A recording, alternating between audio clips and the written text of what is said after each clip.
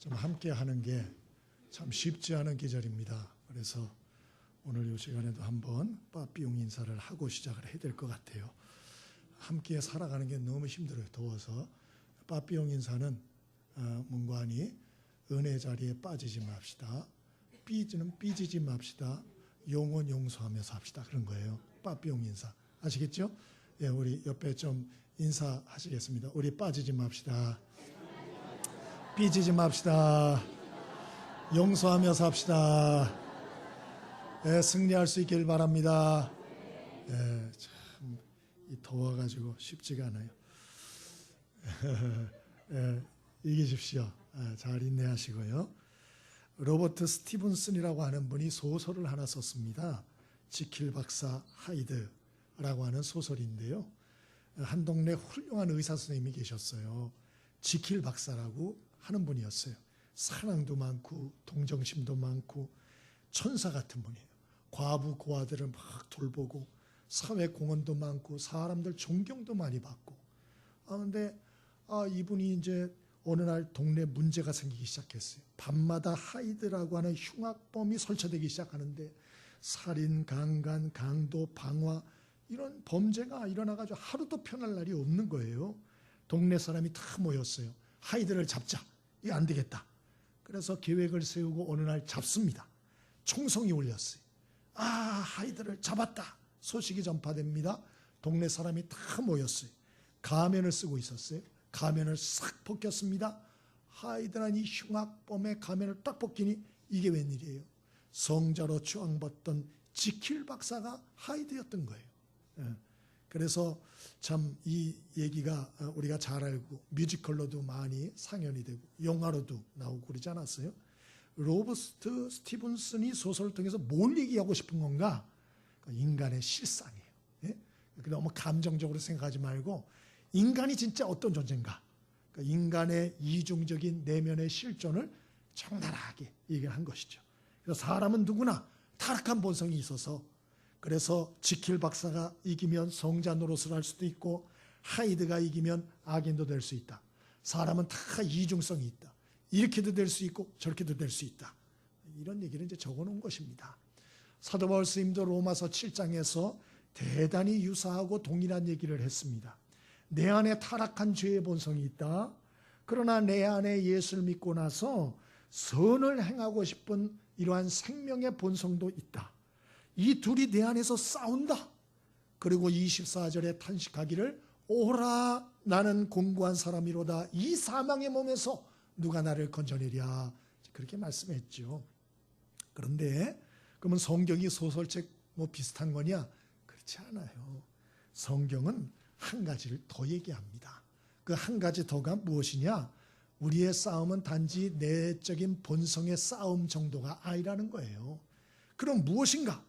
우리들은 악한 영들과의 싸움이 있다. 성경이 이렇게 말해요. 물론 악한 본성과의 싸움도 있는데 그 정도가 아니에요. 이것을 부추기고 세상을 더 선동하는 악한 영들의 역사가 있다. 베드로전서 5장 8절에 예수님의 수제자이셨던 사도 베드로께서 이렇게 말씀하셔요. 근신하라, 깨어라. 너희 대적 마귀가 우는 사자같이 두루다니며 삼킬 자를 찾나니. 그렇게 말씀했어요. 우리의 대적인 마귀가 있다는 거예요. 그 자가 마치 사자가 배가 고파서 눈이 뒤집혀서 삼킬 자를 찾듯이 지금 그렇게 역사하고 있다. 에베소 6장 12절에 사도 바울 선생님은 우리의 씨름은 혈과 육에 대한 것이 아니요 정사와 권세, 이 어둠의 세상 주관자들과 하늘에 있는 악의 영들을 대함이라. 그렇게 말씀하셨어요. 뿐만 아니고 예수님께서도 요한복음 8장 44절에 여러 가지 어렵게 하는 사람들을 보면서 너희는 너희 아비 마귀에게서 났으니 너희 아비의 욕심을 너희도 행하고자 하느니라. 저는 처음부터 살인한 자요 진리가 그 속에 없으므로 진리에 서지 못하고 거짓을 말할 때마다 제 것으로 말하나니 이는 저가 거짓말장이요 거짓의 아비가 됨이라. 그런 말씀도 주셨어요. 여러분, 이 세상에는 악한 원수 마귀가 있습니다. 이 마귀는 사탄이라고도 하죠. 사탄은 히브리어예요. 그래서 이게 라틴어로 오면 사타나스 이런 식으로 되는데 그런 히브리어로 사탄이라고도 하고 우리나라 말로는 마귀라고도 하지요. 이 자는 악한 영들의 우두머리예요. 근데 이 자는 유래가 어디냐? 죽은 영혼이 부천을 떠돌다가 된 것이냐? 아니에요. 성경은 뭐라고 얘기하느냐? 이런 마귀는 원래 타락한 천사다. 에스겔서 28장 같은 데 보면 이 마귀는요 타락한 천사인데 위치가 어느 정도냐? 그룹 천사. 하나님을 옹이하는 그룹 천사는 4명밖에 없습니다. 그 중에 하나였다고 나와요. 이사야 14장 같은 데 보면 천사장이었다고 해요. 보통 천사 수준이 아니었어요. 탁월한 천사였어요. 근데 이 자가 교만하여서 하나님을 대적하려고 천사 3분의 1을 선동하여 하나님을 대적하다가 이 땅에 떨어졌다. 그 천사장이 마귀요 사탄이요 그 조무래기들이 천사들이 바로 악령과 귀신들이라는 거예요. 성경은 이렇게 말합니다. 신기하다 그러지 마시고요. 그냥 이런 악한 존재들이 있구나. 이게 내 마음의 문제가 아니고 이게 악한 영들의 역사가 있구나. 그래서 하나님으로부터 우리를 멀어지게 하고 우리를 미혹하여 범죄하게 만들고 우리를 여러 가지 멸망과 지옥과 파멸로 끌어가게 하는 이런 악한 존재가 있구나. 이 정도 아시면 돼요. 여러분, 날이 많이 더워서 우리가 이 마음과 생각이 해이해지기가 참 쉬워서 염려가 됩니다. 여러분, 우리는 보통 싸움이 아니고 악한 원수마귀와의 이러한 영적인 치열한 싸움이 있다는 걸 꼭 기억하시고 이러한 시험에 드는 자들 되지 마시고 오늘 말씀을 듣고 아는 얘기지만 제 무장들 잘들 하셔서 영적인 싸움을 극복하고 시험을 이기고 문제를 넘어서고 그래서 승리하는 하나님의 사람들 다 되어지기를 바랍니다. 그러면 어떻게 우리가 이런 영적인 악한 세력들 싸움에 우리가 이길 수가 있느냐? 사도 베드로 선생님은 알려주십니다. 몇 가지를 살펴봅니다. 7절, 8절 같이 한번 먼저 읽어보겠습니다. 7절, 8절입니다. 함께 읽습니다. 자, 시작. 너희 염려를 다 주께 맡기라. 이는 그가 너희를 돌보심이라. 근신하라 깨어라. 너희 대적 마귀가 우는 사자같이 두루다니며 삼킬 자를 찾나니. 아멘. 첫 번째로 사도 베드로 선생님은 우리에게 이런 악한 영들이 있는데 어떻게 싸워 이길 수 있느냐? 첫 번째는 영적으로 깨어 있어야 된다. 그렇게 당부를 하세요. 영적으로 깨어 있어야 된다. 여러분, 사람이 사고가 나가지고 그 사고를 잘 수습하는 것도 중요하지만 사고가 안 나는 게 더 중요하죠. 그렇죠? 사람이 질병이 걸려서 그것을 잘 치료하는 것도 중요하지만 아예 질병에 안 걸리는 게 더 좋죠. 좋다고 얘기 좀 해주세요. 잠들을 저녁에 못 주무셔가지고 힘들어하시는 것 같아요. 영적인 싸움도 마찬가지. 전쟁이 여러분 전쟁이 터져가지고 한 대 두들겨 맞고 반격을 하고 막 몇 사람 죽어나가고 이래가지고 결국 전쟁에 승리하는 것보다 아예 전쟁이 안 일어나고 이기는 게 더 좋죠. 그렇습니다. 영적인 싸움도 똑같은 거예요. 그래서 사도 베드로 스님은 우리에게 권면을 해요. 너희 염려를 다 주께 맡겨버려라. 사탄 두려워하지 마라. 악한 영들의 역사, 문제, 고민 두려워하지 말아라. 우리에겐 주님이 계시다. 그분께 맡겨라. 근데 너희들이 할 게 있어. 그분이 도와주실 거야. 반드시 이기게 하신다. 너희들이 할 게 딱 하나 있는데 그게 뭐냐? 근신하여 깨어야 된다. 영적으로 깨어 있어야 된다. 왜? 영적으로 잠들어 있으면 주님의 지시와 도움을 받을 수가 없어요. 여러분, 하나님의 지시를 받을 수 있어야 그 도움을 받고 어떻게 해결을 하든지 극복을 하든지 할 거 아니에요. 내가 영적으로 잠들어 있어 버리면 그 주님이 우리를 도와주려도 도와줄 수 없다는 거예요. 그래서 오늘 사도 베드로 스님은 첫 번째로 얘기하는 게 영적으로 깨어 있어야 된다. 그러면 영적으로 깨어 있는단 말이 뭐지요? 우리가 말씀과 기도로 하나님 앞에 살아야 된다. 그리고 말씀과 기도로 날마다 살면서 성령의 충만함을 유지하며 살아야 된다. 그 얘기입니다. 왜 그렇습니까? 그것은 악한 원수마귀의 역사가 전조현상이 있어서 그래요. 그래서 여러분 몸이 아프기 전에도 전조현상이 있고 또 큰 비가 오기 전에도 전조현상이 있잖아요. 영적으로도 벌써 전조현상이 있어요. 이상하게 예배드리기도 싫고 기도하기도 싫고 짜증이 올라오고 왜 이러지? 왜 이러지? 전조현상이에요 이게. 그 정신 바짝 차리고 영적으로 깨어서 하나님 앞에 더 기도하고 말씀 붙들고 성령의 충만함을 달라고 시험을 이기게 해달라고 더 기도해야 돼요. 근데 문제는 뭐냐? 더 깊이 주무셔. 더 깊이 주무셔. 하나님 앞에 나오지도 않고. 어떻게 이기겠어요? 어떻게? 어떻게? 여러분 요한복음 18장에 보면 사도 베드로가 수제자였을 때 예수님을 3번 부인하고 배신하는 얘기가 나와요. 배신하는 얘기. 그러면 사도 베드로는 결심이 약하고 사람이 좀 질이 떨어져서 예수님을 3번이나 부인했나요? 예수님 팔아먹은 사람이 누구예요? 예수님의 12제자 하나 가룟 유다예요. 예수님 잡혀갈 때 다 도망갔어요. 12명이. 그 중에 하나라도 내가 예수님 대신해서 내가 죽겠다 이런 사람 하나도 없어졌어요. 다 도망갔어요. 그래서 이런 제자들이 어디 있습니까? 그러면 이 사람들이 의지나 결심이 약해서 그러냐? 그렇지 않아요. 제자들은 예수님과 3년을 동고동락했어요. 대단한 사람들이에요. 지식이나 영성이 우리보다 뛰어난 사람이에요. 저는 확신합니다. 우리보다 뛰어난 사람이에요. 그런데 왜 사도 베드로나 가룟 유다나 제자들이 나서서 예수님의 배신자가 되고 예수님을 도망하는 자가 되었을까? 여러분 누가복음 22장 31절에 보면 제자들이 배신하기 전에 사도 베드로가 배신하기 전에 예수님이 이런 말씀을 주셨어요. 시몬아 시몬아, 베드로의 이름이에요. 보라 사탄이 밀가부르듯 하려고 너희를 청구하였으나 그러나 내가 너를 위하여 내 믿음이 떨어지지 않기를 기도하였노니 너는 돌이킨 후에 내 형제를 굳게 하라. 사도 베드로가 배신하여 그가 떨어지기 전에 예수님은 보신 거예요. 뭘 보셨어요? 사탄이 사도 베드로와 제자들을 밀가부르듯 하려고 장난질하는 거 보신 거예요. 그러니까 밀가부르듯 하는 게 뭔지 아시죠? 키에다 놓고 이렇게 하면서 후 하면서 이렇게 하는 거지요. 그렇게 사도 베드로와 제자들을 놓고 사탄이 장난질을 했던 후 하면서 후 이렇게 불면서 장난질을 했다는 거예요. 예수님 그걸 보신 거예요. 제자들이 큰 시험에 들겠구나 보신 거예요. 여러분 영적인 능력의 가장 큰 것이 무엇인 줄 아세요? 영적인 분별력입니다. 분별력. 문제가 오기 전에 시험이 오기 전에 문제가 터지기 전에 영적으로 분별력을 가지고 봐야 돼요. 문제가 생기겠구나. 어려움이 오겠구나. 시험이 오겠구나. 그 대처를 해야 돼요. 대처를.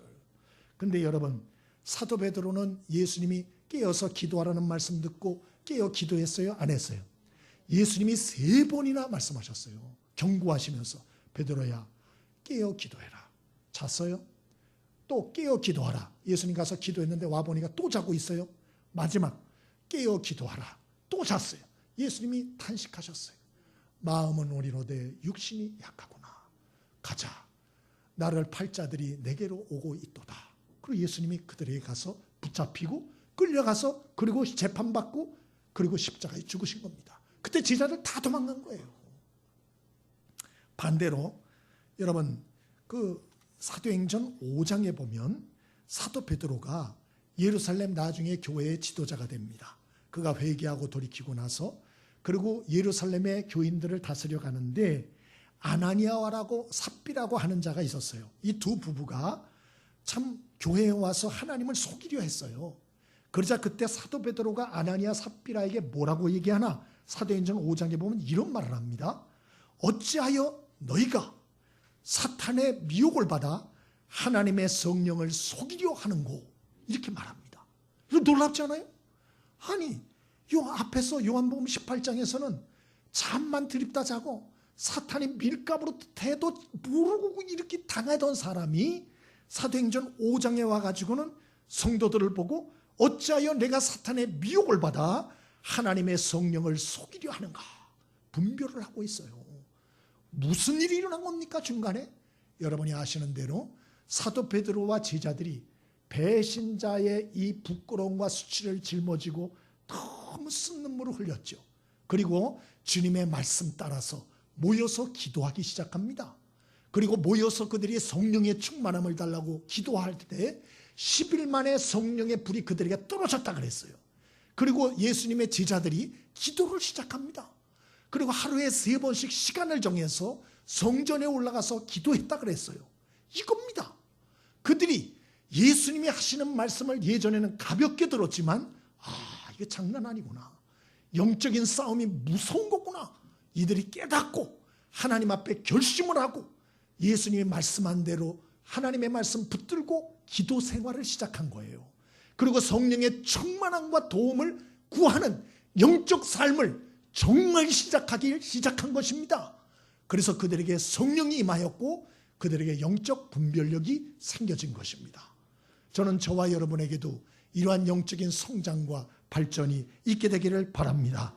여러분, 우리가 영적으로 끼어 있으면 날마다 말씀과 기도로 성령의 충만함을 구하며 하나님께 기도하면 하나님이 때로는 우리에게 앞일을 보여주기도 하십니다. 마음의 불안과 두려움을 주심으로 문제가 생길 걸 알게 하십니다.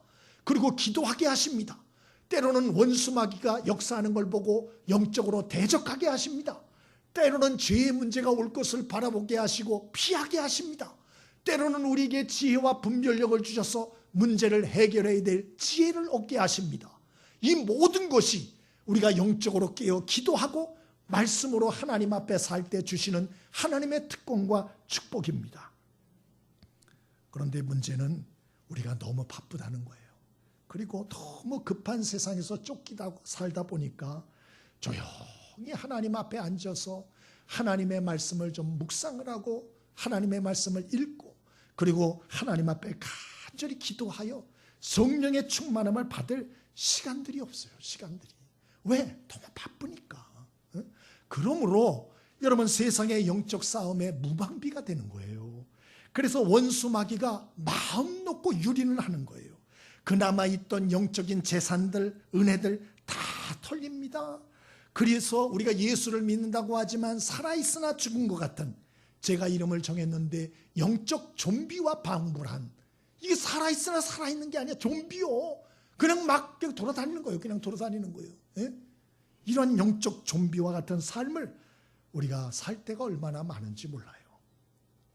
우리 믿음의 선조들은 그렇게 살지 않았습니다. 우리 믿음의 선조들은 이런 얘기를 했어요. 한번 따라해 볼까요? 기도하면 시간이 남고 기도하지 않으면 시간이 모자란다. 여러분, 대단히 뛰어난 영적인 얘기입니다. 뭔 소리야? 아침에 뭐 바쁜데 뭐 말씀 읽고 기도하고 성령의 충만함을 구하고 하나님의 인도를 구하고 그럴 시간이 어디 있어? 잠잘 시간도 없는데 그 시간에 잠을 좀 더 자야지. 우리 이렇게 생각하잖아요. 예? 그런데 그 잘못된 생각이에요. 우리가 정말 시간을 깨어서 아침마다 여러분 정말 말씀과 기도로 성령의 충만함을 구하며 시작하시면 시간이 남습니다. 왜 그렇게 되나? 우리가 아침마다 하나님 앞에서 기도하고 말씀을 마음에 담고 성령의 충만함을 구하며 기도하면 하나님의 성령이 내게 임하십니다. 그리고 내 중심을 잡아주십니다. 그리고 무엇이 옳은지 그른지 또 무엇을 해야 하는지 어떤 것을 내가 잘못하고 있는지 하나님께서 정리를 해주시는 거예요. 정리를. 마음의 정도를 아침마다 리셋을 딱 시켜주십니다. 그러면 하루를 새롭게 살게 하십니다. 지혜롭게 살게 하십니다. 그래서 말 한마디를 해도 영양가 있는 말을 합니다.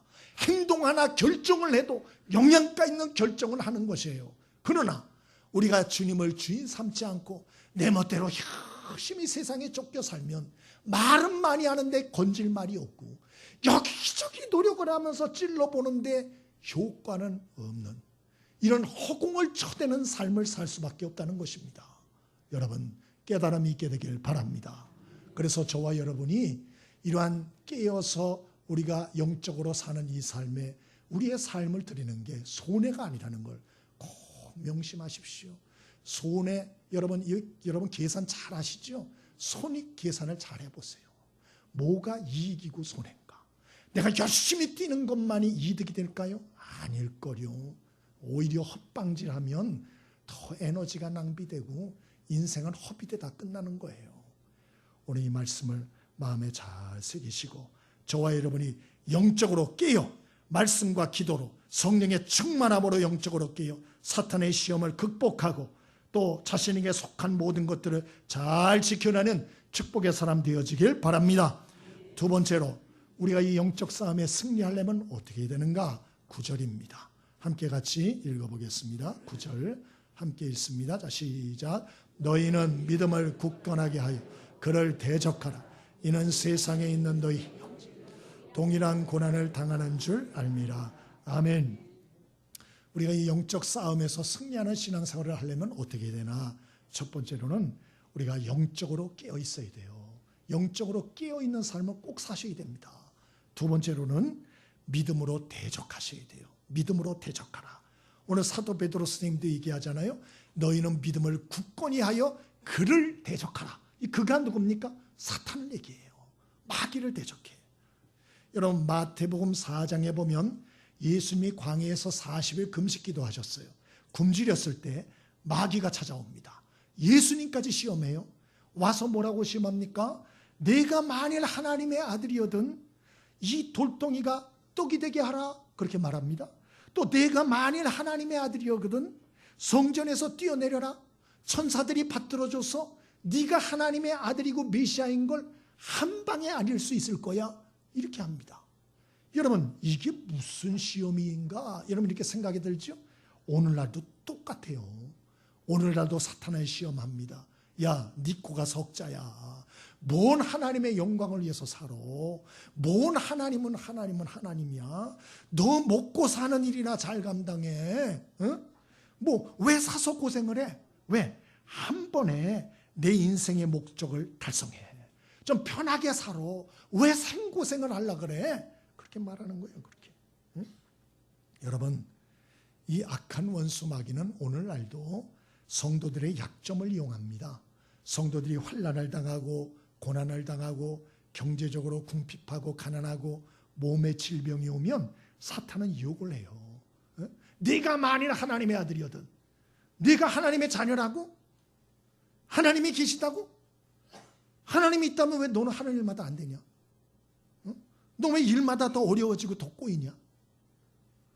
너 인생 편할 대로 살아. 네 멋대로 살아. 유혹하는. 어저께 제가 어느 권사님 만났어요. 그분 저 부산에 뭐 사는 권사님이라 그러더라고요. 그 얘기를 들었어요. 자손들이 교회를 안 다닌대. 그래서 어찌 그래 자손들이 교회를 안 다니세요? 자손들이 그런데요. 교회 다니면 뭐 하냐고. 맨날 그냥 어렵기만 한데 교회를 안 다닌대요. 응? 여러분 요즘 이런 문제 가지고 넘어진 사람 많습니다. 응? 네 코가 석자야. 네 먹고 사는 일이나 전념해. 하나님이 어디 있어? 응? 이 원수 마귀가 자꾸 역사하는 것이죠. 여러분 이때 여러분이 오늘 사도 베드로 스님이 말씀하는 것처럼 우리가 믿음을 가지고 대적할 수 있게 되길 바랍니다. 이 사탄의 논리와 시험이 대단히 그럴듯해요. 정말 흔들리기 쉽습니다. 사도 베드로는 믿음으로 사탄을 대적하라 그랬잖아요. 응? 그러면 어떤 믿음을 가져야 되냐? 어떤 믿음을? 오늘 얘기하잖아요. 9절에 세상에 있는 너희 형제들도 동일한 고난을 당한다. 너만 고난당하는 게 아니야. 사도 베드로 시대에는 예수 믿는다는 이유로 사자밥이 되고요. 예수 믿는다 그러면요, 여러분 그 참 이러한 불심지로 이 드럼통에다가 기름을 넣고 그 심지로 불태워 죽였어요. 이런 때입니다. 그러니까 여러분 이런 고난을 당하는데 예수 믿고 싶겠어요? 예수 믿으면 왜 이렇게 힘들기만 하냐? 당연히 얘기하죠. 사도 베드로는 얘기해요. 너희 형제들도 동일한 고난을 받아. 너만 고난 당하는 거 아니야. 첫 번째로 그 얘기를 하고요. 10절에는 이렇게 말해요. 모든 은혜의 하나님 곧 그리스도 안에서 너희를 부르사 자기의 영원한 영광에 들어가게 하신 이가 잠깐 고난을 당한 너희를 친히 온전하게 하시며 굳건하게 하시며 강하게 하시며 털을 견고하게 하시리라. 이 믿음을 굳건히 하여 사탄을 대적하라. 그런 말이에요. 다른 말로 뭐죠? 하나님은 모든 은혜의 하나님이란 말이에요.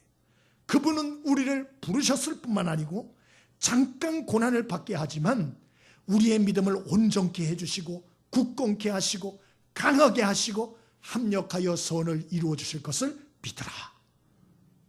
그 믿음으로 사탄을 대적하라. 사도 바울 스님도 로마서 8장 28절에 말했죠. 하나님을 사랑하는 자 곧 그 뜻대로 부르심을 입은 자에게는 모든 것이 합력하여 선을 이룬다. 그 얘기하는 거예요. 베드로전서 1장 6절로 7절에도 사도 베드로는 이렇게 얘기했어요. 너희가 이제 여러 가지 시험을 인하여 잠깐 근심하게 되지 않을 수 없었으나 오히려 크게 기뻐하는도다, 그렇게 말했어요. 여러분, 초대교인들 예수 믿은 사자밥 된다 그랬죠. 근데 그들에게 뭐라는 줄 아세요? 이런 고난을 당하여 잠깐 근심하게 되지 않을 수 없었으나 너희가 오히려 크게 기뻐한다. 다른 말로 하면 고난받으면 크게 기뻐하라는 거예요. 예? 염려하는 정도, 염려 안 하는 정도, 이게 아니고 크게 기뻐하라는 거예요. 정말 어마어마한 얘기입니다, 이거는. 응? 여러분, 그러면 고난이 오는데 왜 크게 기뻐해야 되느냐? 예, 베드로전서 1장 7절에 그렇게 말해요. 너희 믿음의 시련이 불로 연단하여도 없어질 금보다도 더 귀하여. 다른 말로 하면 용광로 같은 고난이 오지만은 그 고난은 우리에게 주는 유익이 있다는 거예요. 유익이. 만약에 금광석을 여러분 용광로를 통과하면 거기서 순금이 나오잖아요. 그 용광로가 뜨겁지만 순금을 얻는 것처럼 너희가 고난의 용광로를 통과할 때 잃는 것만 있는 게 아니야. 얻는 게 있어. 그 얻는 게 뭐냐? 하나님이 살아계시다는 거. 그분만 의지해야 된다는 거.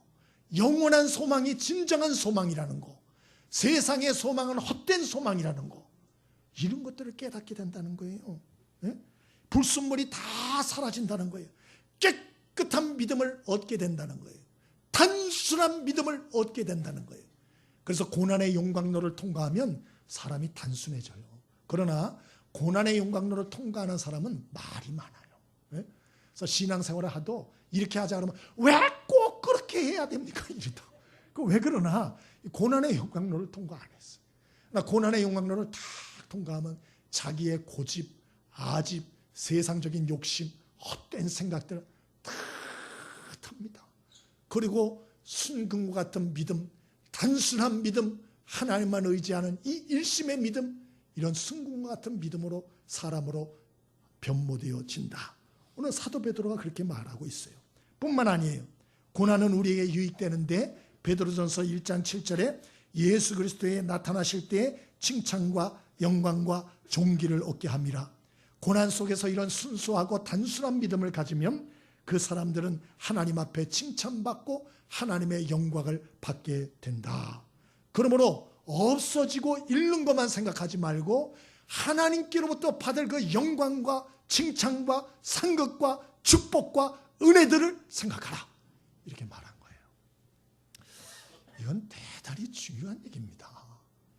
우리가 고난 속에서 자꾸 아픈 것, 잃어버린 것만 생각하면 무너집니다.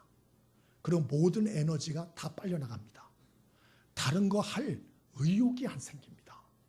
아마 경험해 본 분들은 알 거예요. 그래서 오늘 이 사도 베드로의 이 조언은 대단히 중요한 조언입니다. 우리는 이 땅에서 살아남아야 돼요. 험한 세상을 통과해 가야 됩니다. 그러면 우리에게 있는 에너지를 아껴야 돼요. 우리에게 있는 힘을 쏟아버리면 안 돼요. 헛된데. 그러려면 어떻게 해야 됩니까? 고난을 잘 바라보셔야 돼요. 고난에는 나쁜 것만 있는 게 아니에요. 고난을 통해서 얻는 것도 있다는 걸 잊지 않게 되길 바랍니다. 여러분, 사업에 실패했습니까? 그러면 잃어버린 것만 있습니까? 아닙니다. 사업이 실패함으로 인해서 겸손함을 배웠습니다. 사업이 실패함을 통해서 가족의 소중성을 알게 되었습니다. 사업이 실패함을 통하여 참 하나님을 의지하는 게 중요하다는 믿음을 얻게 되었습니다. 여러분, 잃어버린 것만 생각하지 말고 얻게 된 것도 좀 생각하라는 거예요. 건강을 잃었어요? 그럼 잃어버린 것만 있습니까? 아닙니다. 우리가 이런 건강을 잃음을 통해서 삶의 나쁜 습관을 고치게 되고요. 그리고 사람이 더 온순해질 수가 있고요. 건강을 더 주의하게 되고요. 그걸 통해서 얻는 게 더 많아요. 사람 관계도 마찬가지예요. 사람 관계가 어렵다. 예, 어려워서 갈등도 있지만 저런 사람도 있구나. 저렇게 생각하는 사람도 있구나 하면서 우리가 생각과 마음의 스펙트럼이 넓어지는 것입니다. 그러므로 여러분, 없어지는 것만 생각하지 말고 얻는 것도 있다는 걸 기억할 수 있길 바랍니다. 우리나라의 기초과학자 중에 박은정 교수라고 있습니다. 이분의 저도 처음 알았는데요. 이분이 전 세계 1% 안에 드는 과학자라 그래요. 이걸 어떻게 분별을 하느냐? 세계 학자들이 논문 쓸 때에 인용하는 그 논문들이 있습니다. 근데 논문을 가장 인용당하는 학자가를 최고의 학자로 쳐요. 근데 이분이 1% 안에 든답니다. 이분의 연구 분야가 무엇인가? 환경과 독성 물질에 대한 연구입니다. 환경 속에 독성이 있는 물질들, 인체에 미치는 영향에 대해서 연구를 했는데 이분은 서울의 여자대학, 유명하지 않는 대학 나왔어요. 그리고 만학도예요. 나이 44가 되어서 학위 논문을 냈습니다. 초등학교는 어디 졸업한지도 몰라요. 왜? 부모님이 가난해서 하도 이사를 많이 다녀가지고 내가 어느 초등학교를 나왔지 모르신대요. 거기다가 이분은 독성 물질에 대한 연구를 어떻게 하게 됐나? 그 이유는 가족들 질병 때문이라 그래요. 아들이 이름 모를 질병으로 10개월 동안을 고생을 했대요. 거기다가 어머니가 췌장암으로 고생하다 돌아가셨고 시아버지도 암에 걸리셔 고생해서 20년을 병소발을 했대요. 시아버지를. 예?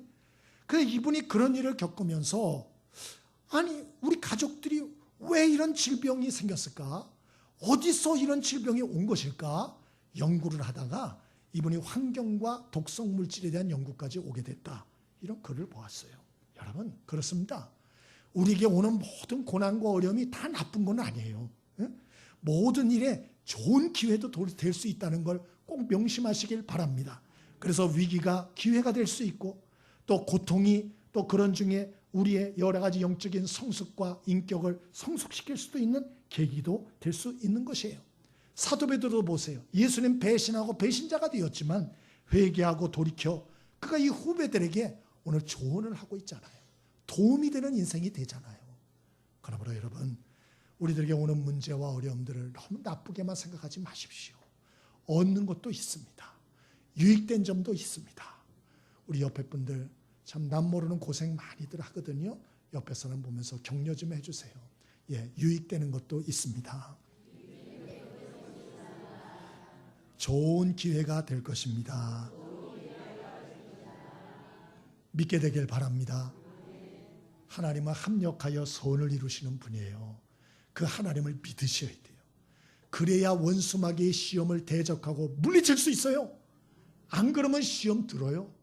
그리고 무너집니다. 여러분 믿음을 굳건히 하십시오. 하나님은 선하신 분입니다.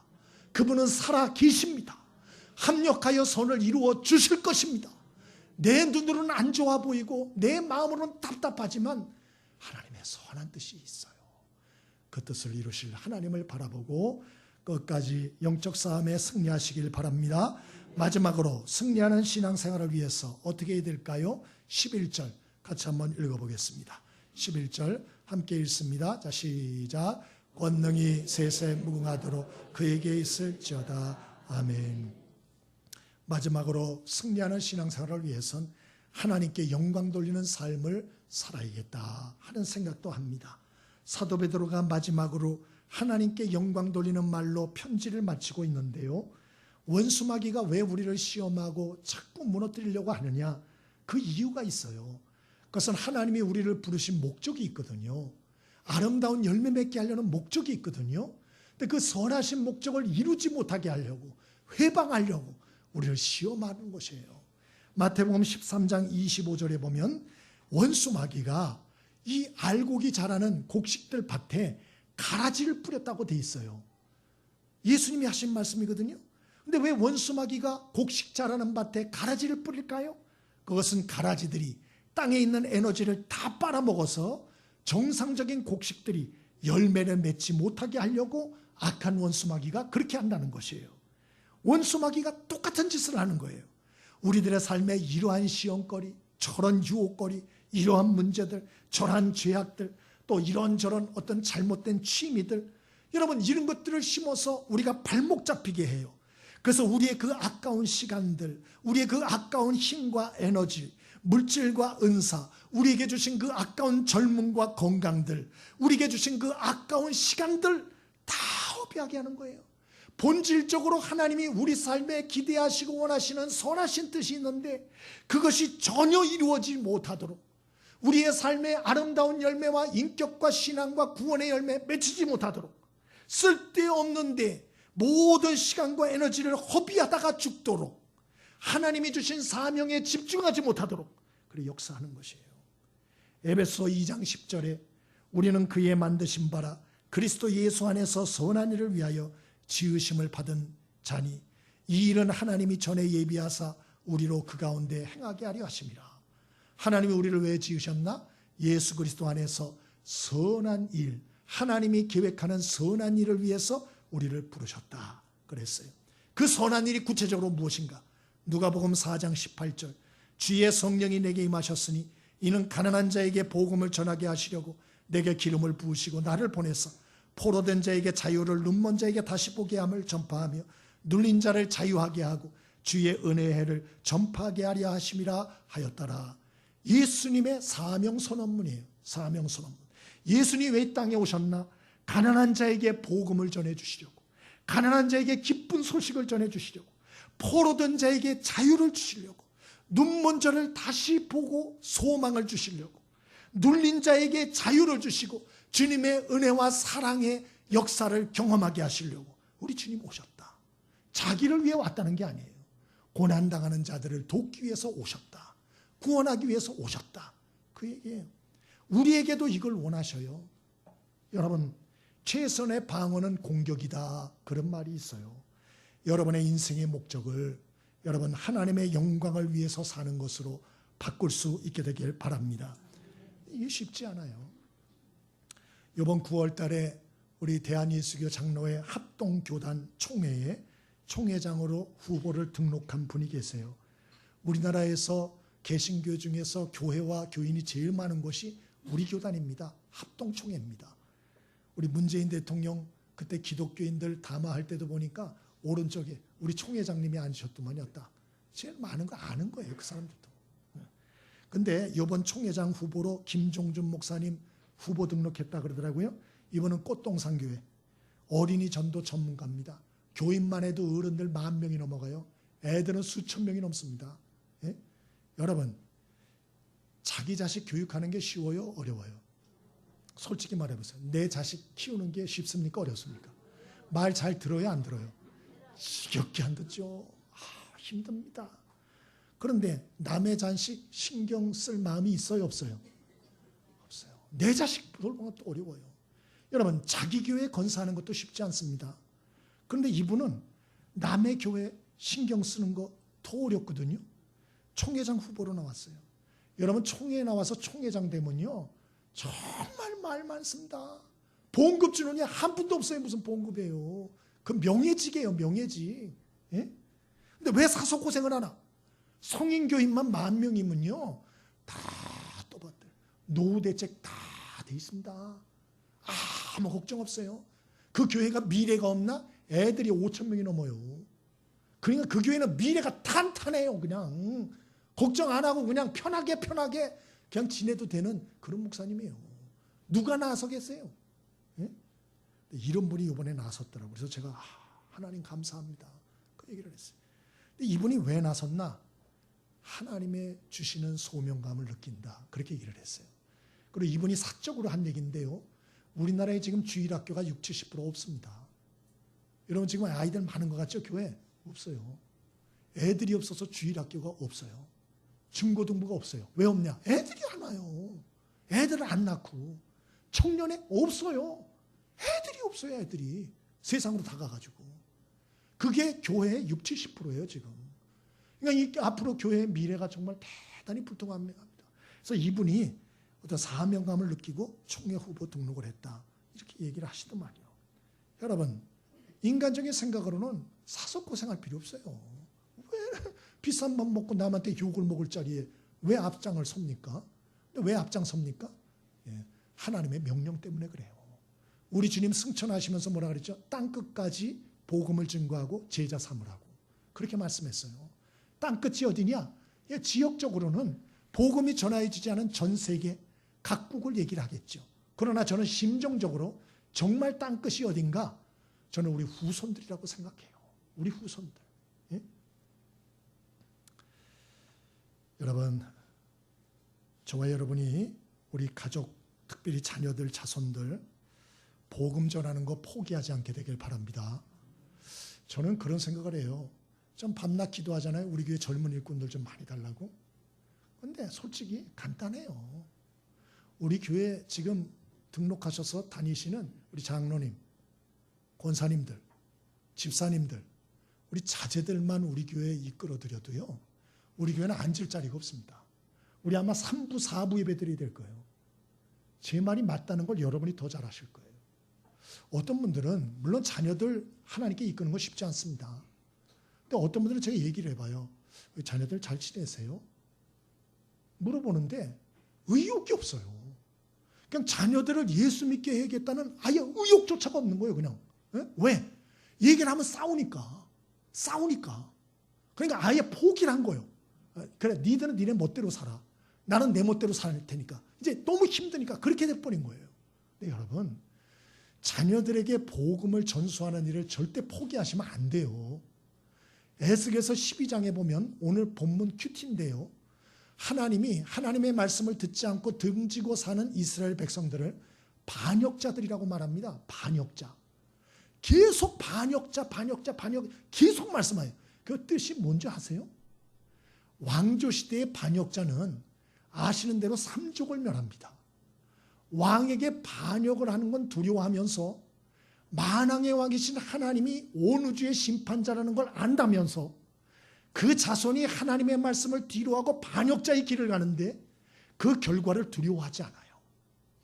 그리고 자손들에게 믿음 전수하는 걸 너무 쉽게 포기하는 거예요. 그렇게 하면 안 됩니다, 여러분. 죽는 순간까지 여러분 자손들이 하나님 역사의 반역자로 살도록 방치하지 않게 되길 바랍니다. 죽는 순간까지 기도하셔야 돼요. 죽어가면서도 자녀들 손잡고 얘기해야 돼요. 너 꼭 예수 믿어야 된다고. 마지막 소망이라고. 눈물을 철철 흘리면서까지라도 마지막으로 부탁하셔야 돼요. 이것은 영원한 문제가 걸린 문제이기 때문에 그런 것입니다. 또 어떤 분은 그래요. 목사님, 저는 자식도 없어요. 그리고 저는 제 코가 석잘해서 먹고 사는 일이 바빠요. 그래서 저는 무슨 복음을 전하고 증인이 되고 사명을 감당하고 너무 힘들어요. 전 먹고 사는 일부터 해결해야 되겠어요. 그런 분들 계세요. 그런데 여러분, 먹고 사는 것은 욕심이 끝이 없어요. 여러분, 나 먹고 사는 것 좀 해결을 하면 내가 주님의 일을 하겠다, 그렇게 생각하는 분 계시죠? 그런 날은 안 와요. 내가 먹고 사는 거 해결하면 어떻게 되는 줄 아세요? 내 아들, 딸 먹고 사는 것까지 좀 해결을 해놓고 이렇게 돼요. 그러면 내 아들 먹고 사는 것 정도 해결을 하면 어떻게 되는 줄 아세요? 내 손주들 먹고 사는 것까지 좀 해결을 해요. 이렇게 된다니까. 이게 사실이에요, 사실. 그래서 평생 먹고 사는 문제에 함몰되고 거기 그냥 매달리다가 어느 날 주여 갑니다 이러고 세상을 떠나가는 거예요.